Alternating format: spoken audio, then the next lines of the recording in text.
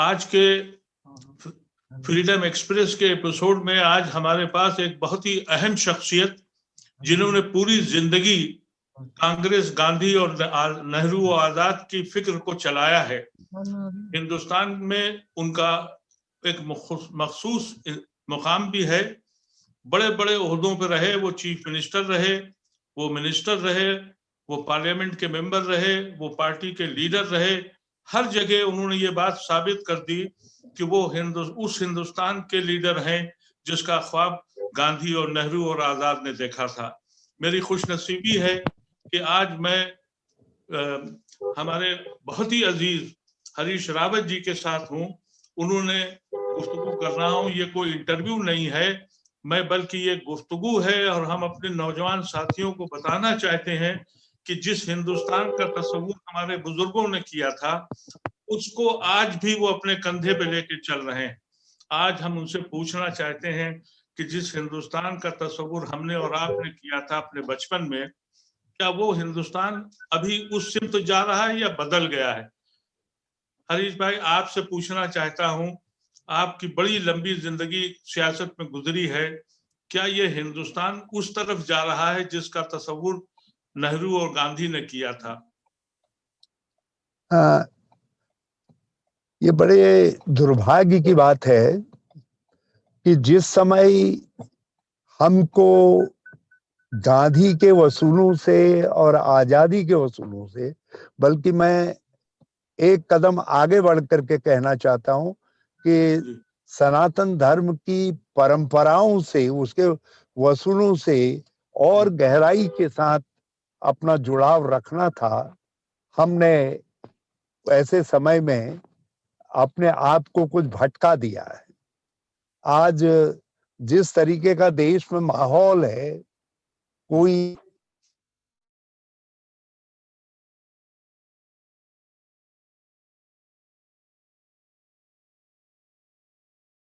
नहीं है, जो गांधी का भारत नहीं है, जो आजादी के मूल्यों का भारत नहीं है। आज हम बांटने की राजनीति करने लग गए हैं। पहले भी थे बांटने वाले लोग, लेकिन तब सत्ता और ऐसे लोगों के हाथ में रहती थी जो बांटने वाली ताकतों के खिलाफ खड़े होते थे। और आज ताकत ऐसे लोगों के हाथ में आ गई है जो बांटने वालों को बढ़ावा देने का काम कर रहे हैं। और हमारा राष्ट्रवाद 135 करोड़ भारतवासियों का राष्ट्रवाद है। उसमें सारे इस धरती पर रहने वाले, भारत माता की कोख में रहने वाले सारे इंसान सम्मिलित हैं। मगर लोगों ने आज के भारत को बांट दिया है, कभी धर्म के नाम पर, कभी जाति के नाम पर, कभी क्षेत्रीयता के नाम पर। अब तो मैं देख रहा हूं पंजाब में कुछ लोग किसान और गैर किसान के नाम पर भी लोगों को बांटने की कोशिश कर रहे हैं।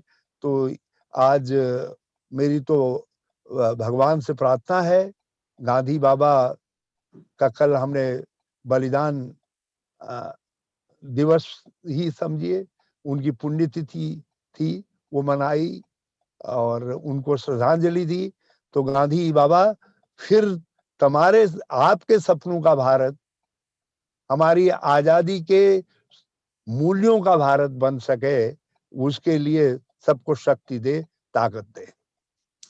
हरीश भाई, ये अभी जो किसान का जिक्र आपने किया, इन किसानों के मूवमेंट में एक चीज दिखाई पड़ी है कि इसमें सब लोग जुड़ते हुए दिख रहे हैं।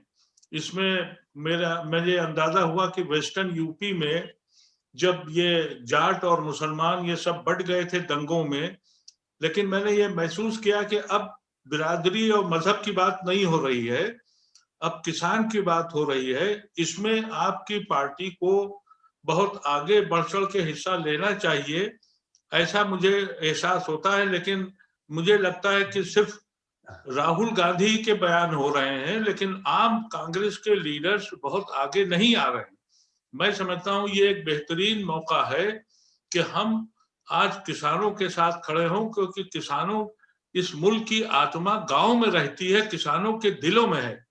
अगर वो आत्मा भी मर गई, शहर के लोग तो हम बर्बाद हो चुके हैं, लेकिन गांव के लोग अभी भी उनके अंदर वो हिंदुस्तान की आत्मा है। ये बेहतरीन मौका आपकी पार्टी के लिए था, लेकिन मुझे लगता है कि आपके बहुत से लीडर जो हैं अभी तक उस पर बोल नहीं रहे। भाईजान, पहली बात तो यह है कि कांग्रेस का टोटल कमिटमेंट है किसानों के साथ, जी। और हम पहली पार्टी थे जिसने आवाज उठाई जब ऑर्डिनेंस जारी हुआ। और आ, हमारा लीडर, पहला लीडर था देश के अंदर, श्री राहुल गांधी, जिन्होंने ऑर्डिनेंस को किसान के लिए काला ऑर्डिनेंस कहा। और राहुल गांधी जी पहले व्यक्ति थे जिन्होंने पंजाब में ट्रैक्टर रैली निकाल करके विरोध को आवाज दी, और आज तो ये पूरे देश का मूवमेंट बन गया है। आजादी के मूवमेंट के बाद राष्ट्रव्यापी तरीके का इतना बड़ा मूवमेंट आज खड़ा हुआ है। और थैंक यू, आपने राहुल गांधी जी के प्रयासों को एक्नॉलेज किया, लेकिन हमारी पूरी पार्टी पूरे कार्यक्रम के साथ इनके साथ है। लेकिन क्योंकि किसान आंदोलन को ये कांग्रेस का आंदोलन बताने की कोशिश कर रहे थे और नाना तरीके से किसान आंदोलन को भटकाने और बदनाम करने की कोशिश कर रहे थे, तो हमने इसलिए एक सुनिश्चित दूरी भी बना करके रखी ताकि हमारा मनोवैज्ञानिक, हमारा आत्मिक, हर तरीके का समर्थन किसानों को प्राप्त रहे। हम संसद से और संसद से बाहर भी किसानों के साथ खड़े दिखाई दें, लेकिन साथ साथ इनको ऐसा मौका हमने नहीं दिया कि ये कह सके कि ये आंदोलन कांग्रेस का आंदोलन है, और वस्तुतः ये किसानों का ही आंदोलन है। और हम आपने जो कुछ कहा है, कांग्रेस से लोगों की बड़ी अपेक्षा रहती है। हमारी कोशिश रहेगी कि हम उस अपेक्षा के अनुरूप अपने को सिद्ध कर सके, और कहीं पर कुछ कमी रह भी गई होगी तो उस कमी को हम दूर करेंगे, और हम और शिद्दत से और जोशो ताकत के साथ, शक्ति के साथ किसानों के साथ खड़े होंगे। किसान के आंसू यूं ही जाया नहीं जाएंगे। जान पर हथेली पर रख करके इस कड़कड़ाती ठंड में जिस तरीके की तपस्या किसानों ने की है, कोरोना जिसके डर के मारे लोग बाहर नहीं निकल रहे हैं, लोगों ने अपनी जान को खतरे में डाला है, लेकिन कुछ है ताकतें जो किसानों की सुनना नहीं चाहती हैं, जिन्होंने कानून में अंगुली डाल दी है, जिन्होंने किसानों के सवाल को मान सम्मान का सवाल बना करके, क्योंकि लोकतंत्र में जनता की आवाज सबसे बड़ी आवाज है, लेकिन कुछ लोग जनता की आवाज को नहीं सुन रहे हैं। और हम समझते हैं कि हमारी लोकतंत्र की ताकत उनको झुकाएगी। और मैं एक बात और कहना चाहता हूं, काश यदि आज कांग्रेस सत्ता में होती, हमारे नेता सत्ता में होते और हमसे ऐसा कानून बनाने की गलती हुई होती, तो हमारी पार्टी के नेता 4 कदम आगे बढ़ करके कहते, यदि आपको अच्छा नहीं लग रहा है तो हमने तो आपके लिए बनाया था, हम इसको वापस ले रहे हैं करके। लेकिन आज वो ताकतें नहीं है, वो लोग नहीं है, वो दिल लोगों का नहीं है। जी, सर मैं एक बात और कहना चाहता हूं कि इस हिंदुस्तान की किस्मत जो बदली थी, अंग्रेज जो इस मुल्क से निकले थे, वो गांधी ने किसानों का मूवमेंट चंपारण में शुरू किया था और वहीं से इनकलाब खड़ा हुआ था। ये हम सबको मालूम है। आपके यहाँ भी मुझे याद है कि सीबी गुप्ता साहब जब चीफ मिनिस्टर थे तो उनके होम मिनिस्टर थे चौधरी चरण सिंह। वो किसान नेता थे, उन्होंने आवाज उठाई। चौधरी चरण सिंह के बाद मुलायम सिंह किसान नेता के तौर पे उतरे और इसी तरह से मुख्तलिफ पार्टियां अपने को किसान नेता कहती रहीं, लेकिन कांग्रेस ने कहीं भूल जरूर करी कि किसान नेता डेवलप नहीं किया।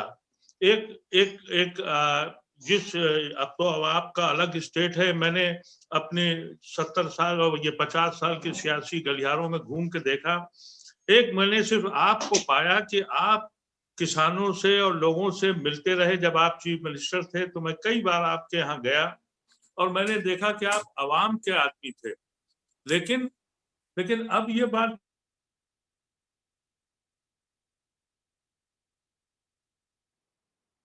हेलो हेलो हेलो जी जी किसान जी नेता जो हैं वो कांग्रेस में, मुझे याद है कि नहीं देखिए रणजीत गा, यादव जी गा, थे और गांधी जी गांधी जवाहरलाल नेहरू जी ने भी उत्तर प्रदेश से आजादी की लड़ाई में किसान आंदोलन से प्रारंभ किया था। जी उत्तराखंड में भी 1920-21 में ये जी किसानों का आंदोलन था जो आजादी का मूवमेंट बना। और पटेल के नेतृत्व में और गांधी के मार्गदर्शन में गुजरात में भी किसानों के आंदोलन से ही बात आगे बढ़ी। पंजाब में भी देश की आजादी की लौ किसान आंदोलन से प्रारंभ हुई। आपने बहुत सही फरमाया। जी और किसानों के साथ कांग्रेस का बड़ा गहरा जुड़ाव रहा। और जितनी क्रांतियां आई कृषि के क्षेत्र में, हरित क्रांति, श्वेत क्रांति, ब्लू क्रांति, पिंक क्रांति, सारे बदलाव खेती में कांग्रेस के समय में आए। एमएसपी से लेकर के सारे अच्छे कदम कांग्रेस के समय में उठे। लेकिन थोड़ा हो सकता है कहीं पर हमसे चूक रही कि हम अपने को पूरी तरीके से आइडेंटिफाई नहीं कर पाए हों जैसा हमको करना चाहिए था। तो मैं इसमें आपसे तर्क नहीं करना चाहूंगा, बल्कि आपकी बात को एक सजेशन के रूप में मैं स्वीकार करना चाहूंगा। और पार्टी की लीडरशिप के सम्मुख भी हम इस बात को रखेंगे। लेकिन आज जिस तरीके का कमिटमेंट मैं राहुल गांधी जी और प्रियंका गांधी जी में किसानों के लिए देख रहा हूं, और उससे मुझे बेहद खुशी है कि यदि कहीं कमी रही भी होगी तो आगे हम उस कमी को दूर करेंगे। क्योंकि ये इस मुल्क में सिर्फ एक कांग्रेस अल्टरनेटिव है। लेकिन अफसोस ये है कि कांग्रेस के पिछले दिनों में मैंने ये महसूस किया कि वो, जिस तरह से मैं देखता था कि चरणजीत यादव जी हमारे यूपी में थे और उनको इंदिरा जी ने पिक किया। एक ऑर्डिनरी आदमी थे, हम उनके साथ घूमा करते थे वहां बंबई, दिल्ली, लखनऊ में, और हमारे कुछ दोस्त थे, लेकिन उन्होंने उनको पिक किया। वो उन्होंने अपनी बिरादरी को भी संगठित किया और किसानों में भी रहे। अब हम ऐसा देखते हैं कि कांग्रेस पार्टी में जमीन का आदमी जो है वो आप लोग पिक नहीं करते हैं, और उसकी वजह से मुझे लगता है कि कांग्रेस जो है वो आवाम से हटती जा रही है। सिर्फ पुलिस देखिए कॉन्फ्रेंस करने से काम नहीं बनता है। अरे भाई हमको हमको एकदम ये फिक्र है, या हमारे ऐसे करोड़ों लोगों को ये फिक्र है कि अगर कांग्रेस मजबूत नहीं होती है तो वो तस्वुर, वो ख्याल जो हमारे बुजुर्गों ने किया था, यानी बहैसियत मुसलमान के, मैं आपसे कहना चाहता हूं कि हमने अपने खून को बांटा था, हमने जिना को ठुकराया था, गांधी को अपनाया था, हमने लियाकत अली खान से को मुखालिफत की थी और नेहरू को अपना प्राइम मिनिस्टर माना था। हमसे जब ये पूछा जाता है कि तुम देशद्रोही हो या देशभक्त हो, तो हमारा कलेजा फट जाता है। हम सिर्फ कांग्रेस की तरफ देखते हैं, लेकिन हमें कभी कभी ये लगता है कि कांग्रेस भी हमसे डरती है। कांग्रेस भी सोचती है कहीं तो बीजेपी के असर में इतना आ गई है कि वो सोचती है कि अगर मुसलमान की बात कर ली तो अपीजमेंट हो जाएगा। ऐसी शक्ल में मेरा, हम सब लोग ये चाहते हैं कि कांग्रेस पार्टी और आपके ऐसे लोग जिन्होंने अपनी पूरी जिंदगी सेकुलरिज्म पर और गांधी और नेहरू के ख्यालात पर गुजारी है, उनको कैसे रिवाइव करेंगे आप आज के दौर में? देखिए ये देखिए एक बहुत बड़ा मसला है सारे हिंदुस्तान में। आपने बड़ी गंभीर बात कही है।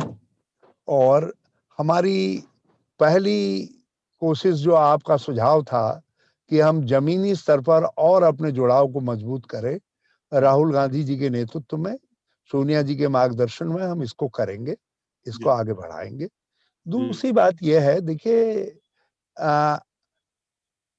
कांग्रेस को से अपेक्षाएं लोगों ने बहुत की, मगर कांग्रेस के कमजोरी का जश्न भी मनाया। ये जितनी रीजनल पार्टीज हैं, ये रीजनल पार्टीज ने कांग्रेस के बेस को जरूर कमजोर किया, लेकिन ये भाजपा के मुकाबले में खड़े नहीं हो सके, स्थानीय आधार पर हुए, मगर इन्होंने कांग्रेस जो राष्ट्रीय स्तर पर खड़ी होती थी और सबको साथ लेकर के चल के खड़ी होती थी, ये उसका जवाब स्थानीय आधार पर भी नहीं बन सके और समय समय पर इन्होंने कंप्रोमाइजेस किए और उन कंप्रोमाइजेस से कांग्रेस के मुकाबले ये जरूर ताकतवर हो गए, लेकिन इन्होंने देश के सेकुलरिज्म को और देश के मिजाज को कमजोर कर दिया और उससे भाजपा को खुल करके खेलने का मौका मिल गया, आरएसएस को खुल करके खेलने का मौका मिल गया और एक देश के अंदर ऐसा मिजाज बनाने का मौका मिल गया जैसा मिजाज मेरे भारत का था ही नहीं। जो भारत था, उस भारत के मिजाज को इन्होंने बदल दिया। अब हमारे सामने दो चुनौतियां हैं, एक तो राजनीति में बने रहने की और दूसरा भारत के मिजाज को फिर से पुराने सबक में लाने की। तो उसमें मैं समझता हूं जो सेकुलर फोर्सेस हैं, जो कांग्रेस की तरफ देखती हैं, उनकी भी बड़ी भारी जिम्मेदारी है कि वो छोटी छोटी बातों में ना आए। अब देखिए, बिहार के अंदर यदि छोटी बात में नहीं आते तो बिहार में आज एक सेकुलर गवर्नमेंट होती, एक बड़ी बिगनिंग होती। तो ऐसी बहुत सारी चीजें हो रही हैं जिनको सबको समझने की जरूरत है। अकेले कांग्रेस की तरफ अंगुली उठाने से काम नहीं चलेगा, हमको ये भी समझना पड़ेगा कि कहां कहां पर इस ऐतिहासिक दौर में लोगों ने गलतियां की हैं करके। और मैं ये नहीं कह रहा हूं कि जो लोग, जिन लोगों को लोगों ने वोट दिए वो इस काबिल नहीं थे, लेकिन उनकी जड़ें वो नहीं थी जो कांग्रेस की जड़ें थी। कांग्रेस की जड़ें हिंदू, मुस्लिम, सिख, ईसाई सब भाई भाई से जुड़ी हुई थी। आजादी के की शान में चढ़ करके ये एकता बनी थी, ये गांधी के बलिदान से बनी हुई एकता थी, उनके खून से बनी हुई एकता थी। तो वो दूसरों की में वो बुनियादी रवायत नहीं हो सकती थी जो कांग्रेस में हो सकती है। इसलिए आपकी उम्मीद ठीक है, मगर साथ साथ मैं आपसे कहना चाहूंगा, क्योंकि आपकी बात को बहुत सारे लोग सुनते हैं, तो आप जरा सा लोगों की जहनियत को भी बदलिए और उनसे कहिए कि कांग्रेस को अपने पांव पर खड़ा तो होने दे, जरा और ताकत तो होने दीजिए, फिर देखिए ना हमारा जहुरा। हम गांधी से हट जाएंगे जिस दिन हम नेहरू से हट जाएंगे, जिस दिन हम सुभाष से हट जाएंगे या इंदिरा गांधी से हट जाएंगे, हम कांग्रेस कहाँ रह जाएंगे। ये हमारे प्रतीक पुरुष है, हमारे बलिदान के इतिहास का जुड़ाव है इनके साथ। तो इसलिए अदीप भाई, हमसे उम्मीद करिए, मगर उम्मीद के साथ थोड़ी सी हमारी मजबूरियों को समझ करके हमको ताकत भी दी। जी हरीश भाई, हम तो आपको अपना भाई समझते हैं, इसलिए हम आपके सामने कुछ गुफ्तगू में ये करना चाहते हैं कि आपने बिल्कुल सही कहा कि अगर हमने गांधी और नेहरू को छोड़ दिया तो हमारे पास कुछ बचेगा नहीं था, आइडिया ऑफ इंडिया ही खत्म हो जाएगा, वो कॉन्सेप्ट खत्म हो जाएगा। लेकिन नेहरू को किताबों से हटाया गया, आप लोग सड़कों पे नहीं आए।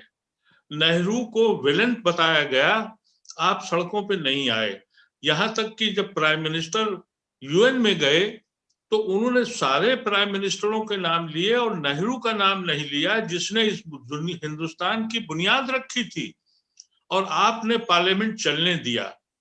ये वो कमजोरियां हैं जो हमारे दिल को छूती हैं। अब हम एहसास करते हैं कि जब हम जवानी में थे उस वक्त पोजीशन ये थी कि उत्तर प्रदेश में पूरा जो अवध का एरिया था, वहां पर भी एक अंसारी थे हमारे, जियाउर रहमान अंसारी। वहां बनारस के एरिया में हमारे एक इमाम फैमिली थी, बाराबंकी में किदवाई फैमिली थी। हम सब लोग अब महसूस करते हैं कि हमें कोई दिखता नहीं है, और इसी वजह से ओवैसी ऐसे लोग हमारी कौम को बर्बाद कर रहे हैं और हम लड़ने के लिए तैयार नहीं हो रहे हैं।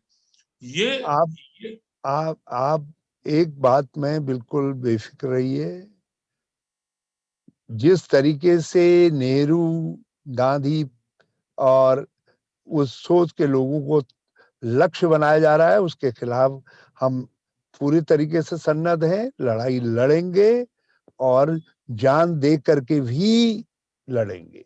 एक बात। दूसरी बात जो है,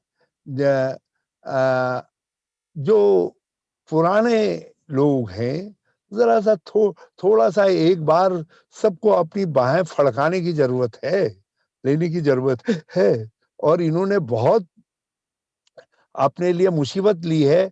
किसान, उधर गांधी, नेहरू, अब इन सबको हमको जोड़ना है, इस संघर्ष को जोड़ना है। लड़ाई जरा सा लंबी है। उन्होंने 75 साल के बाद और उससे भी ज्यादा वक्त से जो लड़ाई जोड़ी थी हिंदुस्तान के मिजाज को बदलने की, उसमें वो सफल हुए हैं। तो हमको भी 5-10 साल लगेंगे, लेकिन हम लड़ेंगे जिस समय तक जिंदा हैं, इस हिंदुस्तान के मिजाज को वापस लाएंगे। आप बिल्कुल बेफिक्र रहें। मैं आपका बहुत बहुत आभारी हूं, आपने ये सब बात करने का मौका दिया। और बल्कि मैं आपसे एक अर्ज करूंगा कि एक बार फिर मुझको किसी समय मौका दीजिएगा, तो मैं फिर से आपसे बात करना चाहूंगा। तो मैं बहुत बहुत शुक्रिया हरीश एक भाई। कार्यक्रम में आ गया हूं, तो जी इसलिए मैं आपसे जी क्षमा चाहता हूं। जी। मैं बहुत धन्यवाद। जी मैं अपने साथियों को बताना चाहता हूं कि हरीश रावत साहब उन चंद कांग्रेसियों में बचे हैं जिनके ऊपर हमको फख्र है। मीटिंग करेंगे हाँ? अगले हफ्ते। हम आपसे हाँ, फिर किसी न किसी के साथ गुफ्तगू करते पाएंगे, मिलेंगे और आपसे ये बताना चाहेंगे कि हमारे इस प्रोग्राम को, इस कोशिश को, ये कोशिश है इस मुल्क में, इस हिंदुस्तान में उस तस्वुर को वापस हेलो, लाना जिस तस्वुर पे इस मुल्क का गुड वजूद हुआ। मॉर्निंग, थैंक यू फॉर ये रिस्पॉन्डिंग। जी भाई, मैं हरीश रावत भाई का फिर से बहुत शुक्रिया करता हूं कि वो इतने बिजी होने के बावजूद उन्होंने मौका दिया। हम समझते हैं कि कांग्रेस ने अगर कोई ऐसी जिम्मेदारी संभाली जैसा उन्होंने कहा, तो शायद ये मुल्क वापस अपने उस तस्वुर की तरफ आ जाए जिसका ख्वाब हमारे बुजुर्गों ने देखा था। हम आप सब हजरात से गुजारिश करते हैं कि इस चैनल को कोई मीडिया का हाउस न समझकर एक तहरीक समझिए। इस मुल्क को बचाने का एक कॉन्सेप्ट, एक आवाज है। इसमें आप हमारे साथ जुड़िए, हमको सब्सक्राइब करिए, हमारी मदद करिए। ये आपसे हमारी गुजारिश है। बहुत बहुत शुक्रिया।